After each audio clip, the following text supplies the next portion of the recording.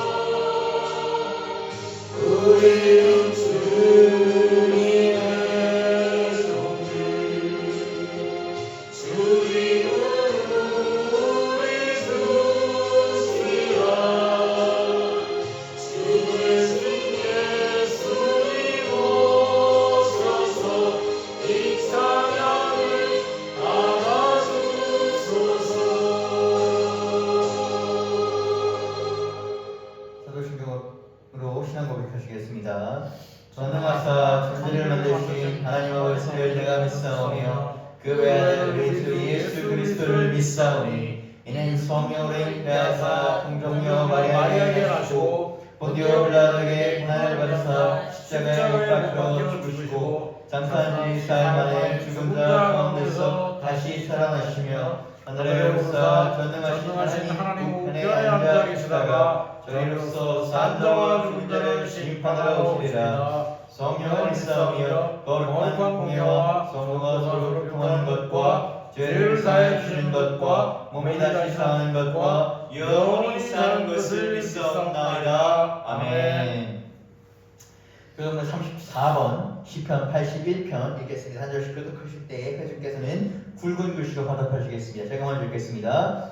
우리의 능력이 되시는 하나님을 향하여 기쁘게 노래하며 야곱의 하나님을 향하여 즐거이 소리칠지어다. 실을 읊으며 소고를 치고 아름다운 수금에 비파를 아울지어다. 초하루와 보름과 의의 명절에 나팔을 불지어다. 이는 이스라엘의 율례요 야곱의 하나님의 규례로다. 하나님이 애굽 땅을 치러 나가실 때에 요셉의 족속 중에 이를 증거로 세우셨도다. 거기서 내가 알지 못하던 말씀을 들었나니 이르시되 내가 그의 어깨에서 짐을 벗기고 그의 손에서 광주를 놓게 하였도다. 내가 고난 중에 부르짖음에 내가 너를 건졌고 우레소리의 은밀한 곳에서 내게 응답하며 무리와 물가에서 너를 시험하였도다. 내 백성이여 들으라. 내가 내게 증언하리라. 이스라엘이여 내게 듣기를 원하노라.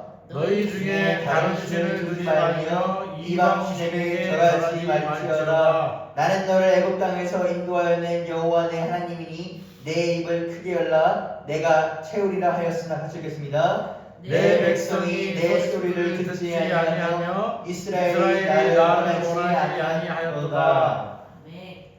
오늘 하나님께서 주신 말씀은 에베소서 4장 17절 24절입니다. 4장 17절 24절 한 절씩 교독하실 때에 홀수는 제가 읽고 짝수는 회주께서 읽어주시고 마지막 24절은 합독하겠습니다. 읽겠습니다. 그러므로 내가 이것을 말하며 주 안에서 증언하노니 이제부터 너희는 이방인이 그 마음에 허망한 것으로 행함같이 행하지 말라. 그들의 총명이 어두워지고 그들 가운데 있는 무지함과 그들의 마음이 굳어짐으로 말미암아 하나님의 생명에서 떠나 있도다. 그들이 감각 없는 자가 되어 자신을 방탕함에 방임하여 모든 더러운 것을 욕심으로 행하되 오직 너희는 그리스도를 그같이 배우지 아니하였느니라. 진리가 예수 안에 있는 것 같이 너희가 참으로 그에게서 듣고 또한 그 안에서 가르침을 받았을진데 너희는 유혹의 욕심을 따라 썩어가는 구속을 따르는 옛사람을 벗어버리고 오직 너희의 심령이 새롭게 되어 거칠겠습니다. 하나님을 따라 의와 진리와 거룩함으로 지으심을 받은 새 사람을 입으라. 아멘. 오늘 에베소서 4장입니다. 오늘 사도 바울은 우리한테 무엇에 대해서 권하고 있냐면 하나님께서 우리에게 주시는 새로운 정체성과 삶의 방식에 대해서 얘기를 합니다. 이 본문에는 보게 되면 사도 바울은 에베소 교인들에게 우리가 하나님 안에서 어떻게 우리가 변화되어야 하는지, 그 변화된 삶을 어떻게 살아야 되는지에 대해서 얘기합니다. 마지막 24절이 사도 바울에게 오늘 강조하고 싶은 것입니다. 하나님을 따라 의와 진리의 거룩함을 지으심 받은 새 사람으로 이더라라고 합니다. 이 에베소 교인들은 우리가 말씀드린 것처럼 여기 사도 바울이 얘기하는 것처럼 그 전까지 이방인이었습니다. 이방인으로 살았습니다. 물론 이방인이라는 그 자체가 나쁜 단어는 아닙니다. 근데 여기서 이방인이라는 것은 하나님을 믿기 전입니다. 하나님을 믿기 전에 당시 사회를 보게 되면 우리 당시 로마의 지배하에 있던 사람들은 로마 제국이 그 당시에 혼돈기였고 로마 제국은 그 다신교였으며 로마가 여러분이 역사적으로 아시겠지만 좀 성적으로 좀 문란한 국가였습니다. 그래서 이들이 이런 삶을 살았는데 이제 그런 삶을 살지 말고 새로운 삶을 살아라라고 권하는 것입니다. 또한 이것은 이방인이 말하는 것은 무엇이냐면 우리가 하나님의 자녀라고 합니다. 하나님의 자녀가 되지 못한 자들, 그 밖에 있는 자들입니다. 그 구약에 보게 되면 하나님께서 유대 백성, 그 모세를 통해 유대 백성들 말씀하시는데 하나님의 장막에 들어올 수 없는 자라는 얘기가 나옵니다. 하나님의 장막에 들어올 수 없는 자라는 건 하나님의 백성으로 일컬음 받지 못하는 자. 즉 여기서 말하는 이방인과 같은 맥락을 보시면 됩니다. 그러니까 너희가 이전까지는 이방인으로 살았는데 예수 그리스도를 믿음으로써 너희는 이방인이 아니니 너희가 새로움으로 살아라라고 얘기합니다. 사도 바울은 사실 기독교 역사에서 굉장히 중요한 역할을 했습니다. 사실 이 기독교라는 종교는 되게 특이한 종교입니다. 보통 우리가 많은 종교의 흥망성쇠가 있지만 종교가 딱 시작이 되면 그 시작점, 첫 전파자라고 하죠. 혹은 1세대 이 제자들 때쯤이면 우리가 세부 교리가 어느 정도 완성이 됩니다. 그러면 그래야 그 종교가 흔들리지 않습니다. 근데 사실 기독교는 매우 시작이 허망합니다. 왜냐하면 예수님께서 잡혀 돌아가셨고 제자들은 세부 교리를 세우려고 노력한 것이 아니라 예수가 왔고 구원받으라라는 것을 전파하는 데만 노력을 했습니다. 그리고 그때 당시만 해도 기독교와 사실 유대교는 구별이 없었습니다. 이제 그 당시 베드로라는 제자는 우리가 기독교를 믿는 것이 아니라 예수 그리스도, 유대인 안에서 우리가 유대인인데 그 메시아, 약속한 메시아를 믿는 것뿐이었지 우리가 뭐 새로운 거의 시작이다라는 생각은 전혀 없었습니다. 그러니까 예수 그리스도를 통해서 더 우리의 믿음이 강화되는 것이지 예수님께서 얘기하죠. 나는 율법을 폐하러 온 것이 아니라 완성하러 온 것이다. 다 그런 이 생각을 하고 있었습니다. 근데 이게 사도 바울이 왜 대단하다고 얘기하냐면 이 기독교, 유대교와 기독교의 분리지점이 되는 겁니다. 이 사람이 이방인 사역을 시작을 하면서 물론 이제 역사학자들이 그런 얘기를 합니다. 이 사람이 이방인 사역을 했던 이유 중 하나가 이 사람의 그 행적 때문에 예수 믿는 사람들 핍박의 행적 때문에 그리고 또 기존에 이제 주류였던 아무래도 제자들이 있으니 이 사람이 이방 지역 선교에 나간 게 아닌가라는 얘기가 있습니다. 어쨌든 이 사람이 이방 선교를 하면서 이방인들이 예수를 전하는데 이 예수를 전할 때 사실 이방인들이 지키기 어려운 것이 두 가지가 있어요. 첫 번째는 할례이고 두 번째는 뭐냐면 식판. 이 유대인들은 옛날부터 유럽 중세사를 보면 핍박을 많이 받았습니다. 핍박을 많이 받은 이유 중 하나가 아니 남의 집에 와서 더부살이 하면서 남들이 먹는 밥을 안 먹는 거예요. 너희들이 먹는 건 부정하다. 여러분 생각해 보십시오. 여러분이 집주인인데 누가 와서 새 집에 사는데 너희가 먹는 부정한 우리는 너희가 감상할 수 없다라고 얘기하면 얼마나 꼴보기 싫겠습니까? 간단한 유대인들은 예수를 죽인 사람들이었습니다. 근데 이런 전통이 있는데 이걸 이방인들한테도 강요를 해야 되는데 이방인들 입장에서 이게 지키기가 참 어렵습니다. 할례도 그렇고 이 식탁도 이게 못 먹는 게 되게 많습니다. 신명기를 보게 되면 무엇을 먹지 말라, 무엇을 먹지 말라, 무엇을 먹지 말라라고 하는데 우리가 이 베드로를 보게 되면 베드로가 그런 얘기가 나옵니다. 베드로가 고넬료라고 하는 그 로마 장교한테 하는데 오늘날 이제 베드로가 고민이 많습니다. 왜? 설교 내용을 좀 벗어난 건데 베드로 고민이 많습니다. 이 이방인한테 선교를 듣는 것입니다.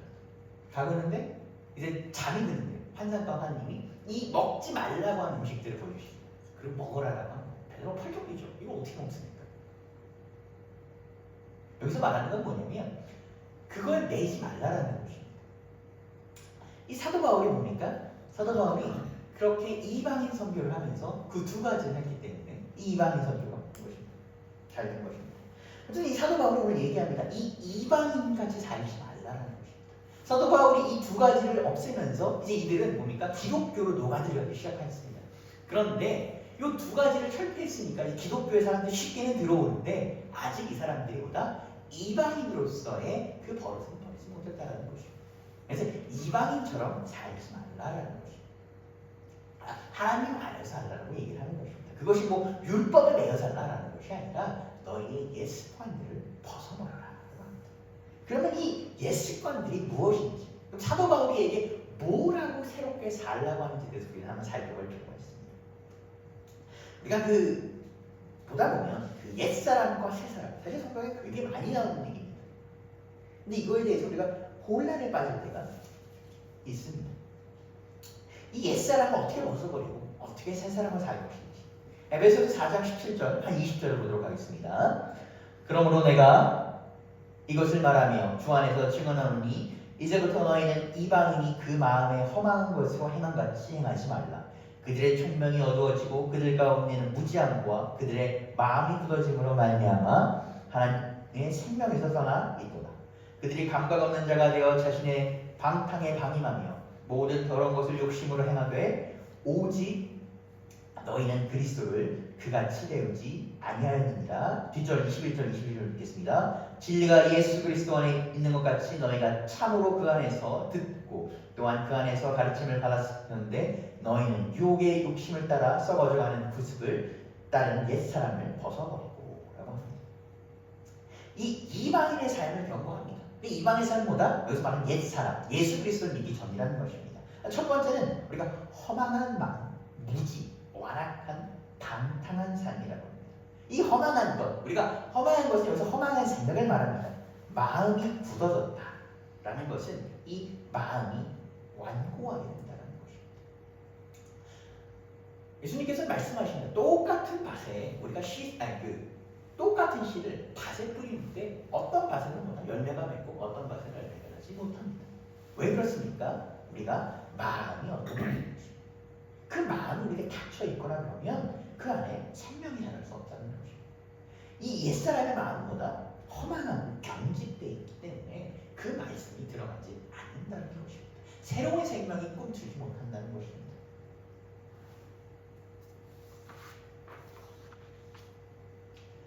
이 옛사람은 사도 바울이 이렇게 얘기합니다. 헛된 것을 추구하면서도 올바른 것은 받아들여지지 않는다. 마음이 우리가 세계의 경외길이라고 하죠. 마음이 닫혀있으면 소리가 들어가지 않습니다. 사도 바울이 이를 얘기하는 것입니다. 이들은 이 헛된 것에는 잘 받아들이고 사는데 옳은 것에는 완고하다는 것입니다. 그래서 총명이 어두워지고 무너져 있다는 것입니다. 마음이 공허하고 경직되어 있어서 우리가 닫혀있기 때문에 하나님의 생명이 떠나 있다라고 합니다. 이 에베소서를 쓴 이 에베소서를 발신하는 사도 바울이 에베소 교인들에게 이렇게 얘기합니다. 이방인이 사는 것처럼 하지 말라. 아까 말씀드렸을 때 그런데 이들이 이방인이어서 씁니다. 정확히 말하면 국적은 아직도 이방인입니다. 너희는 유대인들이 아닙니까? 어떻게 보게 되면 아직도 에베소 사람들은 그렇게 살고 있는지도 모릅니다. 그렇게 살고 있는지도 모릅니다.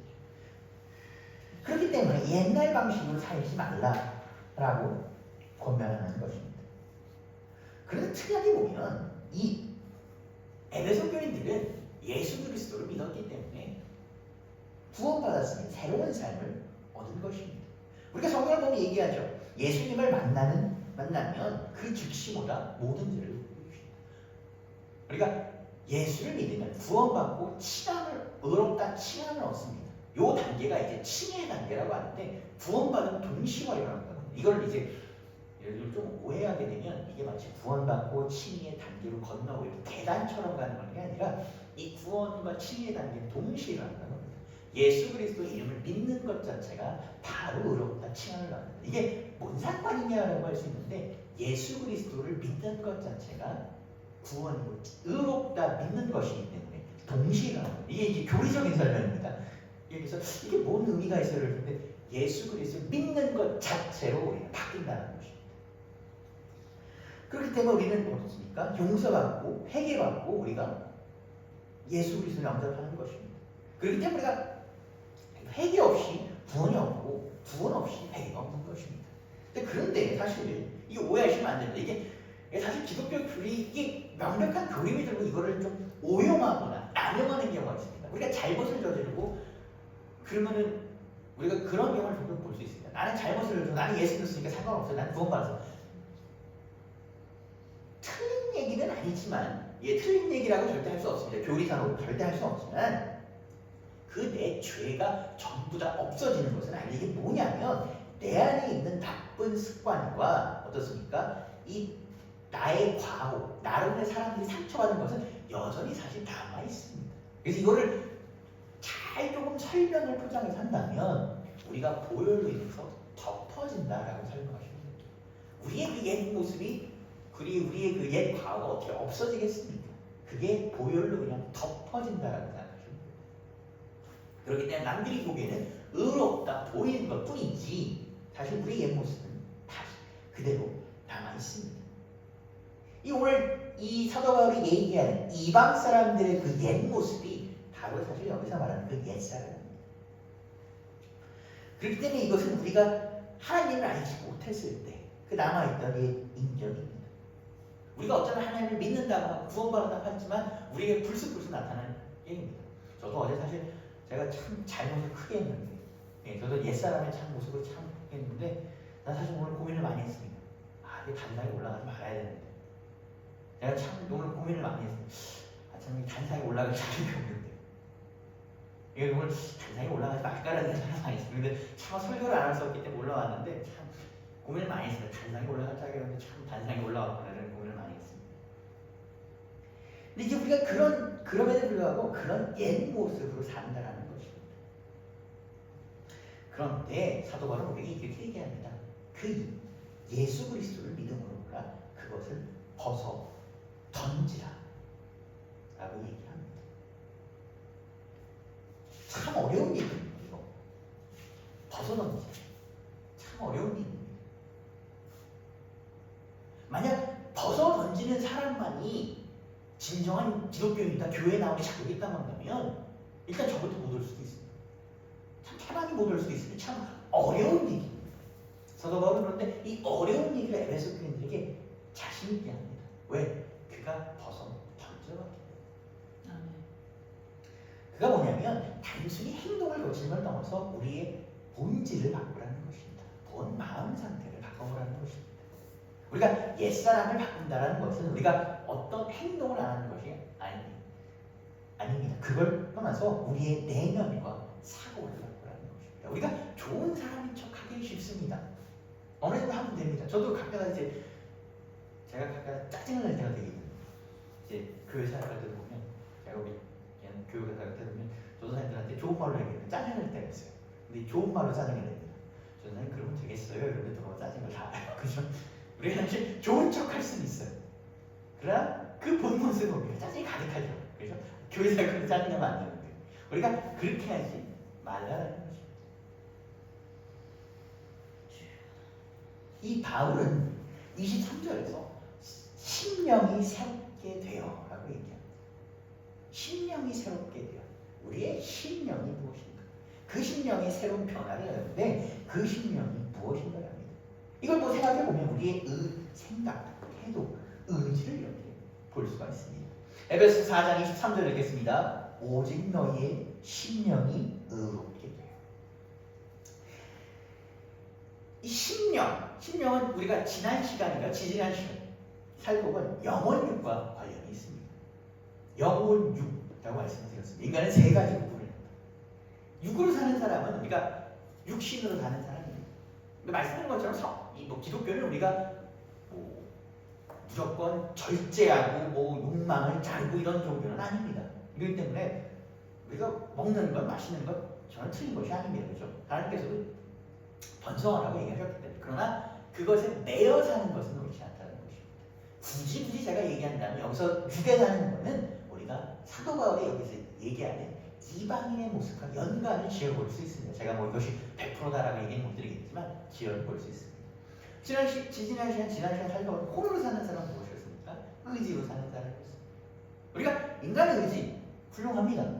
21세기, 20세기가 되면서 뭐가 훌륭합니다? 인간의 이성이. 우리가 중세부터 15세기부터 15세기, 16세기부터 부활이 되면서 인간의 이성과 의지가 됩니다. 이때 나온 것이 이신론입니다. 하나님은 그냥 하나님 직접 주관하시는 게 아니라 요걸 그냥 자연 섭리로 쫙 돌아가는 것이다. 맞아 보였습니다. 그리고 인간의 의지와 이성 맞아 보였습니다. 그러나 이게 무너집니다. 언제 무너지냐면 세계대전이 일어나면서 인간의 의지와 이성이 이렇게 덧없는 것이구나 라고 무너집니다. 우리도 어떻습니까? 우리가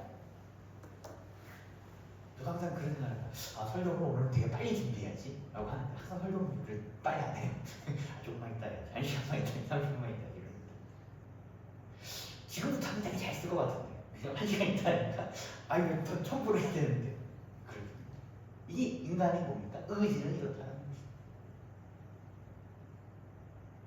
그럼 우리가 성경에서 꼭 영으로 사는 사람은 무엇이었냐면 영으로 사는 것은 하나님의 영. 하나님의 영은 우리가 하나님 우리를 창조하실 때 불어넣어준 그 생명을 얘기합니다. 우리가 하나님의 형상대로 만들어졌다고 얘기합니다. 그 하나님의 형상은 뭡니까? 하나님의 이미지인데 이것은 뭐 우리가 팔자기를 말하는 것이 아니라 마음의 본성이라는 것입니다. 우리는 그것을 잃어버렸습니다. 그러나 웨슬리는 무엇이 얘기하냐면 하나님께서 우리를 사랑하시보다 회복할 수 있는 일만의 가능성을 남겨주셨다. 이것이 우리가 잘해서 회복한다는 것이 아닙니다. 이건 교회에 대한 곡해입니다. 하나님께서 우리에게 회복할 수 있는 일만의 가능성을 주셨고 우리가 그것을 위해서 뭐였다? 매달려야 된다 라고 얘기합니다. 사도 바울은 얘기합니다. 심령이 새롭게 되었습니다. 우리의 그 하나님의 영, 하나님으로부터 지음받은 그 영이 불어넣어진 영이 새롭게 되어진다는 것입니다. 그 죽은 영이 살아난다는 것입니다. 그 영이 어떻게 새롭게 되어 주신가? 성경은 이렇게 질문합니다. 무엇이다? 오직 성령을 통해서다라는 것입니다. 우리가 성령을 통해서보다 새로운 사람들이 된다는 것입니다. 제가 지난주에 이제 논문을 저희가 이제 전도사 3년 과정을 하면 진급고사라고 합니다. 그럼 이제 논문을 항상 제출해야 됩니다. 이 논문을 제출하면 사실 이 논문을 보통 쓰면 잘했다라고 칭찬받는 게 아니라 목사님도 혼을 많이 내는 겁니다. 무조건 혼낸대요. 이 논문을 써냈는데 이 논문의 주제가 뭐냐면 교회 절기에 대한 겁니다. 교회 절기는 이제 성령 강림을 항상 들어가죠. 이 성령 강림절은 뭡니까? 오순절에 그 300명이 예수께서 기도하라는 얘기를 들은 120명만 모였습니다. 근데 기도하는데 그 마가다락방에서 기도하는데 보다 성령이 불을 받았습니다. 성령의 새로움을 받았습니다. 이것은 기독교 역사에 되게 중요한 태도의 역사입니다. 왜? 제자들이 말씀드렸죠? 예수님께서 올라가신 우리는 도대체 어떻게 해야 됩니까? 우리는 뭘 먹고 살아야 됩니까? 라고 얘기했을 때 내가 너에게 성령을 보내준다. 영원히 함께하겠다라는 그 약속의 성취를 말합니다. 오순절은. 그 성령이 임하니까 변화가 생겼습니다. 우리가 항상 그 오해받는 사람 누구 있습니까? 베드로 항상 이미지가 뭡니까? 무식한 베드로입니다. 근데 그 베드로가 뭡니까? 하나님 말씀을 증언하는데 모든 사람들이 왜? 그의 입으로 하는 것이 아니라 그 평안한 성령에 의해서 그가 증거하기 때문에 이전과는 보다 다른 사람이었다는 것입니다. 성령은 그처럼 무엇이냐면 우리를 변화시킨다는 거예요. 성경 보면 성경 이런 얘기예요. 골수를 쪼갠다는 얘기 있어요. 사람 골수를 어떻게 쪼개겠어요? 그 성령은 우리를 골수를 쪼갠다는 거죠. 골수를 쪼갠다는 것은 우리의 근본을 바꾼다는 거죠. 그 성경에 보게 되면 아주 유명한 일화예요. 야곱이 이제 하나님의 천사와의 씨름을 하는데 야곱이 매달리죠. 그렇게 천사가 어떻게 됩니까? 야곱의 이제 이 뒤에 이제 허리에 있는 그 뼈를 찹니다. 그 뼈가 이제 제가 한국말로 정확히 얘기하면 그 뼈가 영어로 보면 백본이라고 합니다. 근데 이 백본이 이 영어 뜻이 뭐냐면 중추입니다. 중추. 그러니까 중심추예요. 그거를 잡지 못하면 뭡니까? 뭐 일이나 뭘 할 때 중심추라는 겁니다. 사람도 거기를 만지지 주저앉습니다. 그 하나님의 천사가 그 야곱을 친 것이다. 그의 중심이 바뀌었다는 것이 그의 이름이 바뀌었습니다. 이름이라는 건 뭡니까? 그의 삶의 이름입니다. 발 뒤꿈치나 잡던 야곱이 사기꾼 협작꾼 야곱이 이스라엘의 아버지가 되는 것입니다. 우리는 오늘도 우리 그 교동문에서 얘기한 것처럼 야곱의 하나님이라는 겁니다. 이스라엘 하나님이라고 얘기해요. 그가 이런 축복을 받았습니다. 그가 장남 그 에서한테 그 팥죽을 장작을 훔칠 때 이거 생각이나 했겠습니까? 성령 무엇이다? 이처럼 우리를 뼛속까지 바꾼다는 것입니다. 아멘. 그래서 수도 바울이 얘기합니다. 옛사람을 벗어나는 건 매우 어렵습니다. 못 벗어던질 수 있습니다. 우리가 정말 벗어던져야 되는 벗어 어떻게 벗어던지나? 근데 사도 바울이 얘기합니다. 오직 성령을 통해서. 갈라디아서 2장 20절에 사도 바울이 이렇게 얘기하죠. 뭐다? 내가 그리스도로 말미암아 죽었고 그리스도로 말미암아 이제 살았다. 내 안에서 내가 사는 것이 아니라 예수 그리스도가 산다. 우리가 교회사에서 많이 볼 수 있는 가장 회심의 가장 큰 고백 중 하나가 이 사도 바울의 고백.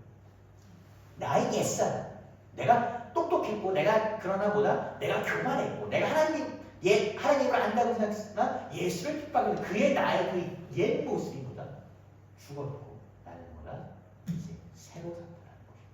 사도 바울은 자기가 그 회심을 경험했기 때문에 그 성령으로 새롭게 태어남을 경험했기 때문에 우리에게 이렇게 얘기합니다. 옛사람을 벗어던지고 새 사람으로 살아가는 것입니다. 아멘. 그럼 우리가 성령께서 이제 우리 성령께서 우리를 새롭게 하시는데 그러면 이 성령은 우리를 어떻게 새롭게 하냐 하시는 겁니다.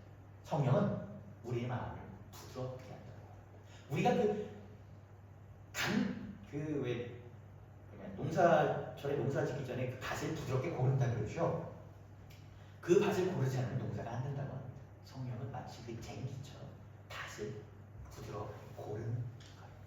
우리가 마음이 부드러워져, 우리의 그 완고한 마음이 부드러워져서 보다 우리가 하나님의 씨앗이 들어갈 수 있게끔 하는 그 우리 생명력이 우리 안에서 받아들여질 준비가 되게끔 하는 것이 무엇이다? 성령이라는 것입니다. 그렇게 이제 우리 마음이 부드러워지면 하나님께서는 무엇입니까? 그 성령을 통해서 보내신 보혜 성령을 통해서 우리의 생각과 우리의 마음을 우리의 삶을 보다 새롭게 하십니다. 옛사람을 벗어던지게 하십니다. 옛사람을 벗어던지는 건 매우 어렵습니다. 그러나 그것을 가능하게 하신다는 것입니다.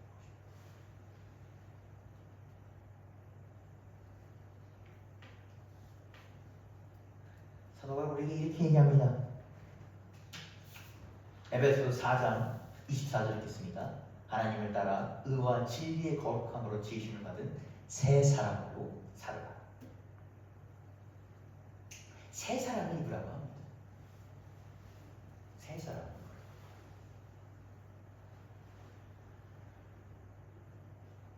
옛 사람을 벗어던지고 새 사람으로 살아가는 것입니다.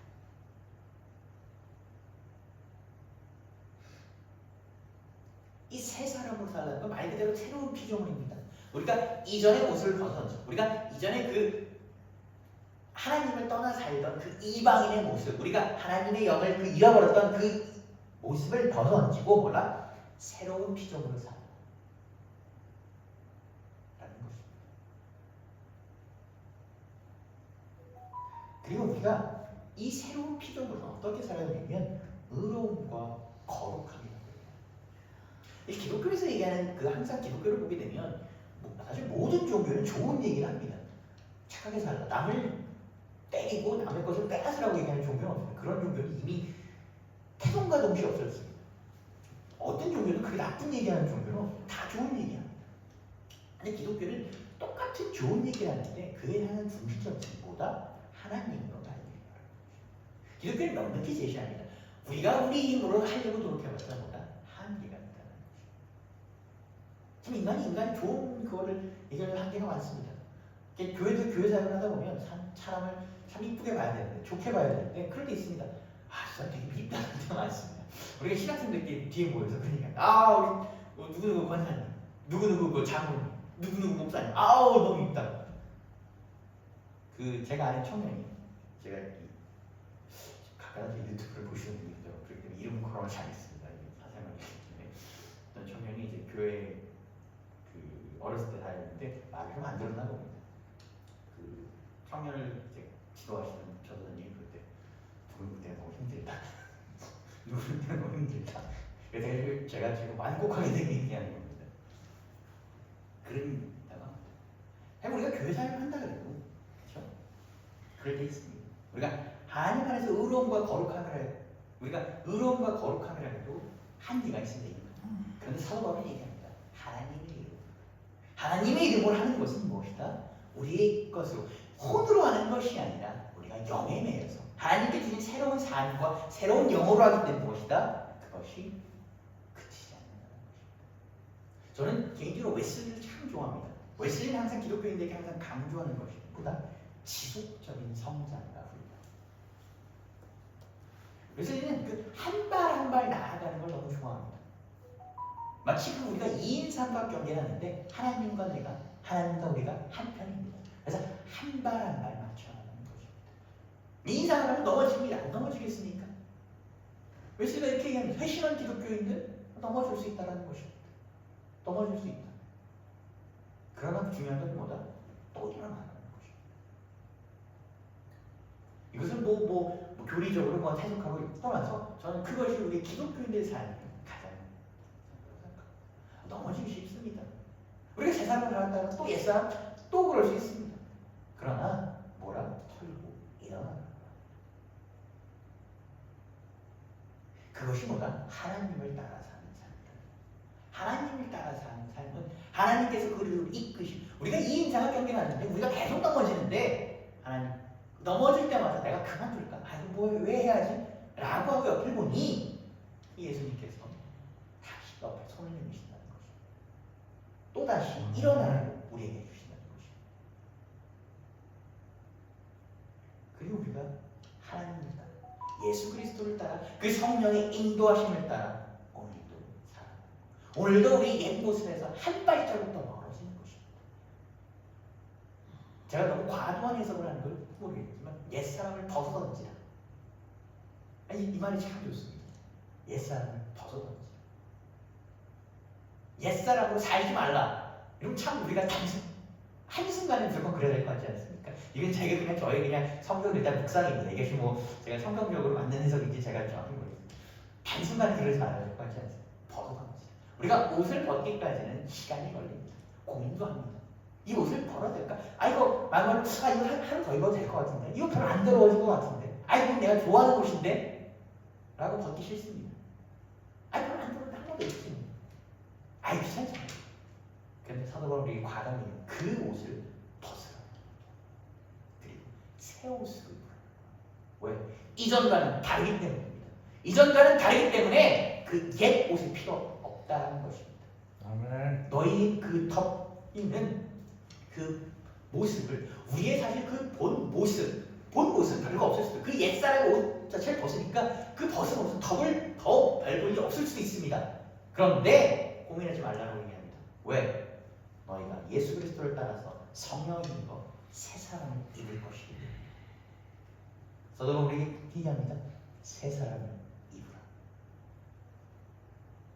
여러분, 우리는 새 사람을 입으셔야 합니다.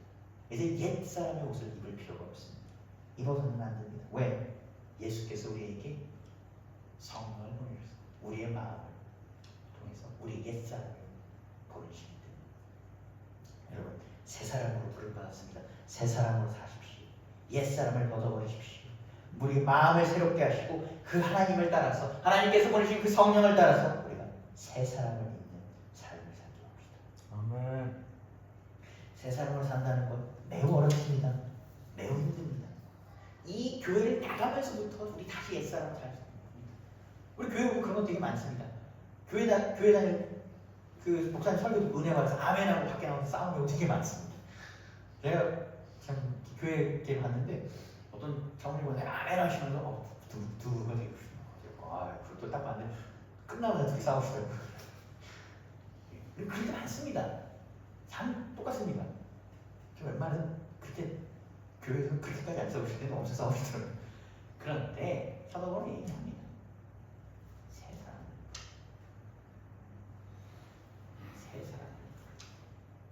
우리가 그렇게 옛 사람으로 돌아가려고 옛 옷을 주워 입으려고 할 때마다 하나님께서는 우리에게 새 사람을 입으라는 말씀이십니다. 여러분이 새 옷을 입고 하나님 앞에 서기를 원하십니다.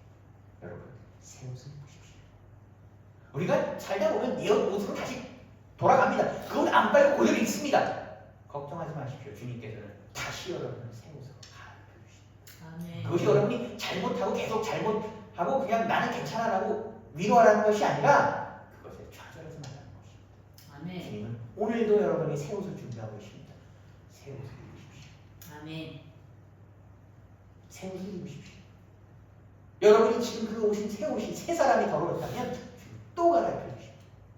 주님 안에서 한 발자국을 나아가시는 그런 여러분 되시기를 주님으로 축복하고 기도하시겠습니다. 아멘. 주님 감사합니다. 우리 새 삶을 살게 해주시네 감사합니다. 주님 우리는 이전까지 옛사람으로 살았습니다. 주님 앞으로도 또 옛 모습이 옛 옷이 그리워 옛 옷이 편하여 그 옷을 주섬주섬 주워 입을지도 모릅니다. 주여 그러나 우리 주님께서 허락하신 그 의와 거룩함으로 새 옷을 입기를 원합니다. 새 사람으로 살기를 원합니다. 주여 새롭게 하여 주옵소서. 주여 우리에게 새 영을 부어 주옵소서. 주여 우리에게 그 약속하신 성령이 우리에게 임하여서 주여 우리 성령 충만하여서 우리의 마음을 받지 완악하지 않게 하시고 부드럽게 하여 주옵소서. 우리 안에 생명 있게 하여 주옵소서. 우리에게 같이 사도발과 같은 고백이 있어 우리가 새롭게 살게 하여 주옵소서. 이 모든 말씀 살게 예수 그리스도로 기도드렸습니다. 아멘. 찬송가 200장 달고 오면서 말씀 찬양하시겠습니다.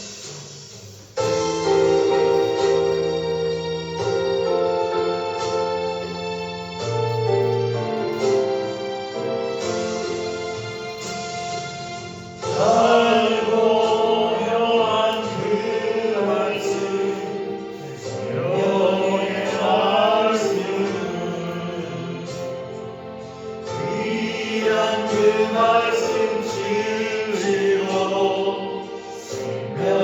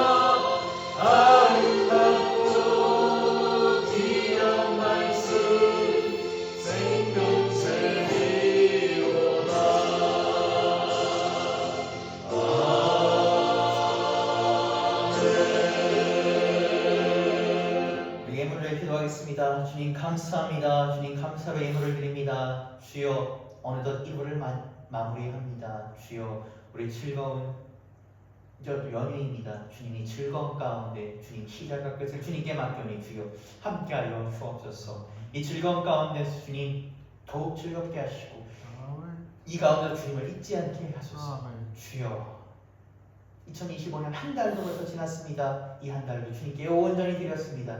주여 주님께서 거두어 주실 줄 믿습니다. 주님께서 우리의 이 기도를 주님 들어주실 줄 믿습니다. 주여 새 사람으로 살고자 하는 우리에게 주님 성령을 허락하여 주시옵소서. 자, 이렇게 예수 그리스도의 말씀 들었습니다. 우리 오늘은 그 1월 26일 1월 마지막입니다. 그리고 연휴가 있는데 이 연휴 기간도 주님 안에서 많이 은혜 받으시기를 바랍니다. 주기도문으로 주 예배를 마치겠습니다. 하늘에 계신 우리 아버지여, 이름이 거룩하게 받으시오며 나라가 임하시오며 뜻이 하늘에서 이루어진 것 같이 땅에서 이루어지이다. 오늘 우리에게 일용할 양식을 주옵시고 우리가 우리에게 죄진 자를 사하여 준 것 같이 우리 죄를 사하여 주옵시고 우리를 시험에 들게 하지 마시옵시고 다만 악에서 구하시옵소서. 나라와 권세와 영광이 아버지께 영원히 있사옵나이다. 아멘. 이번 한 주도 주님 안에서 풍성한 복이 여러분과 함께 하시길 바랍니다.